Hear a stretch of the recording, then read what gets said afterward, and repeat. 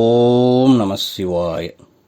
வணக்கம் நேயர்களே, அலர்மகள் அஸ்ட்ரோ சேனலுக்கு உங்களை அன்புடன் வரவேற்பது உங்கள் ஜோதிடர் ஸ்ரீ கந்தசுவாமி.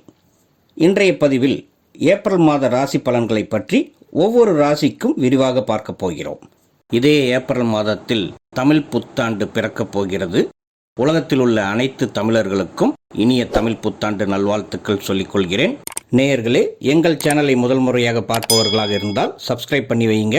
ஜோதிட ரீதியாக பல சூட்சும தகவல்கள் தொடர்ந்து வரப்போகிறது, பார்த்து பயன்பெறுங்கள். உங்கள் நண்பர்களுக்கும் ஷேர் பண்ணுங்க. ஜோதிட ரீதியாக ஒரு சில விஷயங்களை உங்ககிட்ட சொல்ல விருப்பப்படுறேன். இந்த ராசி பலனில் எதை வச்சு பலன் எடுத்து சொல்கிறேன் என்பது பலருக்கு தெரிஞ்சிருக்கலாம். தெரியாதவங்களுக்கு விளக்கி சொல்கிறேன். கோச்சார கிரக நகர்வை வைத்து, அதாவது இன்னைக்கு இருக்கும் நாளில் கிரகங்கள் எந்தெந்த இடத்துல எப்படிப்பட்ட அமைப்பில் இருக்கு என்பதை வைத்து கணித்து அதில் வரக்கூடிய பலன்களைத்தான் சொல்லிட்டு வரேன். ஒருத்தருடைய தனிப்பட்ட ஜாதகத்தில் உள்ள கிரகநிலைகள் மற்றும் அவங்களோட வாழ்க்கை முறையோடு நான் சொல்லக்கூடிய பலன்களை சேர்த்து வைத்து பார்க்கும்போது ஒரு புரிதல் கிடைக்கும். ஒருத்தருடைய தனிப்பட்ட ஜாதகம் என்பது அது அவங்களுடைய பிறந்த நேரம், பிறந்த தேதி மற்றும் பிறந்த இடத்தை வைத்து எடுக்கப்படுவது. ஒவ்வொருத்தருக்கும் அது மாறுபடும். ஒன்றாக பிறக்கக்கூடிய குழந்தைகள் கூட வேற வேற குணாதிசயங்களோட படிப்பு அமைவதற்கு காரணம் கணநொடி வித்தியாசமாக கூட இருக்கலாம். நான் இங்கே சொல்லக்கூடிய ராசி பலன் என்பது ஒருத்தருடைய தனிப்பட்ட ஜாதக பலன் கிடையாது.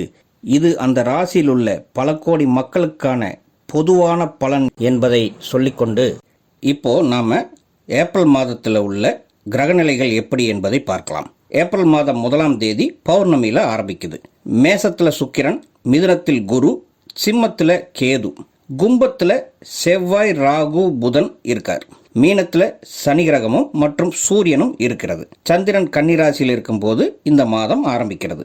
3ஆம் தேதி செவ்வாயும் 11ஆம் தேதி புதனும் மீன ராசிக்கு பெயர்ச்சி ஆகிறாங்க.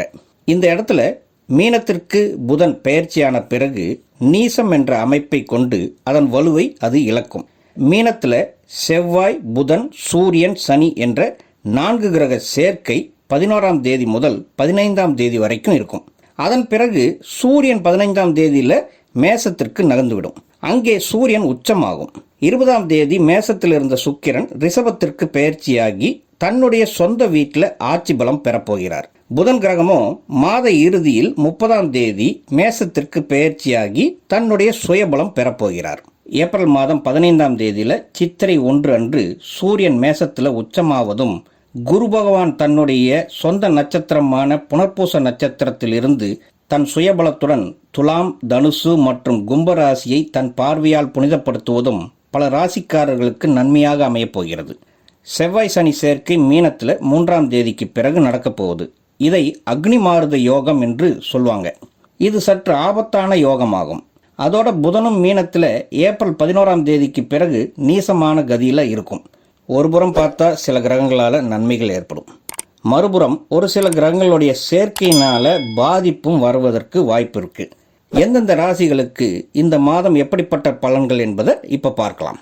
மீன ராசி பூரட்டாதி 4ஆம் பாதத்திலும் உத்திரட்டாதி 4 பாதங்களிலும் ரேவதி 4 பாதங்களிலும் பிறந்த மீனராசி நேயர்களுக்கு உங்கள் ராசி அதிபதி குரு பகவான் வக்ர நிவர்த்தியாகி மிதுனத்தில் பயணம் செய்து கொண்டு இருக்கிறார்.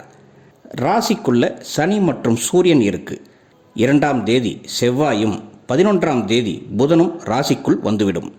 ஆக 4 கிரக சேர்க்கை இருக்கும். குரு மற்றும் ராகுவின் நிலைகள் உங்களுக்கு சில திடீர் திருப்பங்களையும் முன்னேற்றங்களையும் தரும். தொழில் மற்றும் வியாபாரத்தில் இருப்பவர்களுக்கு புதிய நுணுக்கங்களை பிஸ்னஸில் சேர்க்க வேண்டிய காலம் இது. புதிய முதலீடுகளை தவிர்க்கவும். இருப்பதை வைத்து சிறப்பாக செயல்பட முயலுங்கள். முடிந்த வரையில் அடுத்தவர்களின் ஆலோசனையை கேட்காமல் சுயமாக சிந்தித்து செயல்படுவது நல்லது. உங்களுடைய கடினமான உழைப்பிற்கு பலன் தாமதமாக கிடைத்தாலும் தடையின்றி கிடைத்துவிடும். தொழிலில் வேலையாட்களை தட்டி கொடுத்து வேலை வாங்க பாருங்க. அவர்களுக்கு தேவையான வசதிகளை செய்து கொடுங்க. கண்டிப்பாக உங்களுடைய பிஸ்னஸ் நல்லா டெவலப் ஆகும். வேலையில் இருப்பவர்களுக்கு உங்களுக்கு ஏற்கனவே 7.5 சனியில் ஜென்ம சனி உங்கள் தலையை பிடித்து ஆட்டிக்கொண்டு இருக்கு. இதில் சத்ருஸ்தான அதிபதியான சூரியனும் கூட சேர எரியும் நெருப்பில் எண்ணெய் ஊற்றியது போல இருப்பீங்க. மேலும் பாதிப்புகள் அதிகமாகத்தான் வாய்ப்பு இருக்கு. நீங்கள் படும் கஷ்டத்தை வேலை செய்கிற இடத்துல யார்கிட்டையும் சொல்லிக்க வேண்டாம். அது மட்டும் இல்லாமல் உங்களுடைய பர்சனல் விஷயங்கள், குடும்ப விஷயங்களை சக வேலையாட்களிடம் அதுவும் அவங்க உங்களோட நட்பாக பழகிறவங்களாக இருந்தாலும் பரவாயில்ல, பர்சனல் விஷயங்களை பேசிக்கவே வேண்டாம். அதுவே பாதிப்பை தரலாம். மேலதிகாரிகளிடம் பேசும்போதும் கவனமும் நிதானமும் தேவை. வேலை மாற்றம் செய்ய நினைப்பவர்கள் மாதத்தின் 2ஆம் பகுதியில் முயற்சி செய்யலாம். சிலருக்கு எதிர்பார்க்காத இடமாற்றம் வரவும் வாய்ப்புள்ளது. பொருளாதாரம் என்று பார்க்கும்போது உங்களுக்கு குரு பார்வை ஜீவனஸ்தானமான 10ஆம் வீட்டில் ஸ்ட்ராங்காக இருக்குது. அதனால் வருமானம் தடையின்றி சீராக இருக்கும். நீங்கள் உண்டு உங்கள் வேலை உண்டு என்று இருந்துவிட்டால் வரவுக்கு தடை ஏற்படாது. இருந்தாலும் எதிர்பாராத மருத்துவ செலவுகள் அல்லது பயண செலவுகள் வரலாம். சேமிப்பில் கவனம் செலுத்துவது அவசியம். முடிந்த வரையில் யாருக்கும் ஜாமீன் கையெழுத்து போட வேண்டாம். குடும்பம் பற்றி ஏப்ரல் மாதத்தில் பார்க்கும்போது குடும்பஸ்தானத்தில் சுக்கிரன் இருந்து 20ஆம் தேதி மாறுகிறது.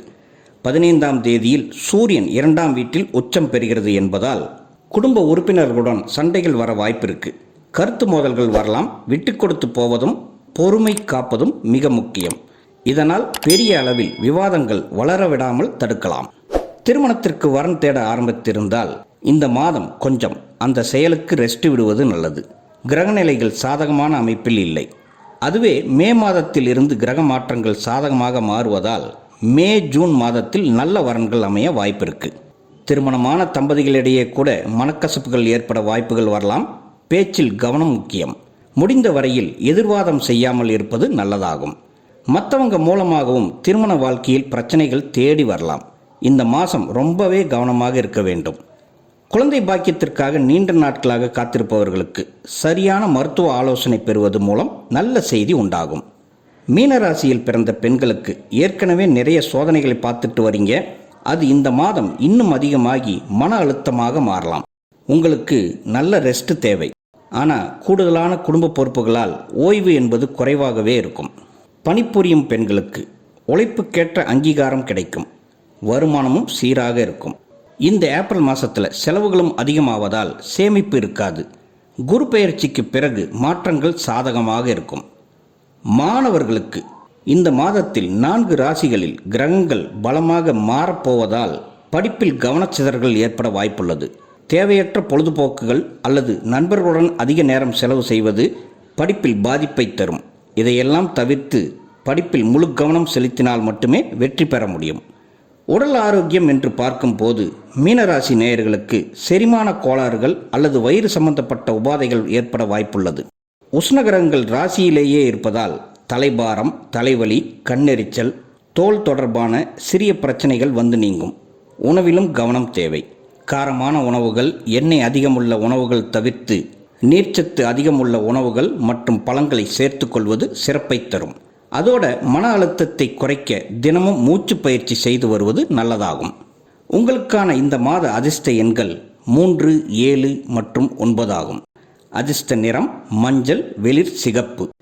ஏப்ரல் மாதத்தில் வரும் 3, 4 மற்றும் 29, 30ஆம் தேதியில் சந்திராஷ்டமம் நிலவுவதால் இந்த நாட்களில் தொலைதூர பயணங்கள், புதிய முயற்சிகள் அல்லது புதிய முதலீடுகளை தவிர்ப்பது நல்லதாகும். உங்களுக்கு 7.5 சனியின் தாக்கம் குறைய சனிக்கிழமைகளில் ஆஞ்சநேயர் மற்றும் மகாவிஷ்ணுவை வணங்கி வருவது தடைகளை நீக்கி நன்மையை தரும். நேயர்களே, அலர்மகள் அஸ்ட்ரோ சேனலை புதுசாக பார்ப்பவர்களாக இருந்தால் சப்ஸ்கிரைப் பண்ணிக்கோங்க. உங்களுடைய நண்பர்களுக்கும் ஃபார்வர்ட் பண்ணுங்கள். உங்களுடைய மேலான கருத்துக்களை கமெண்ட்ஸில் பதிவிடுங்க. உங்கள் தனிப்பட்ட ஜாதக பலன் பார்க்க எங்கள் வாட்ஸ்அப் எண்ணிற்கு மெசேஜ் பண்ணுங்கள். சிறு கட்டணத்திற்கு உட்பட்டது தான். நன்றி. வாழ்க வளமுடன். ஓம் நம சிவாய.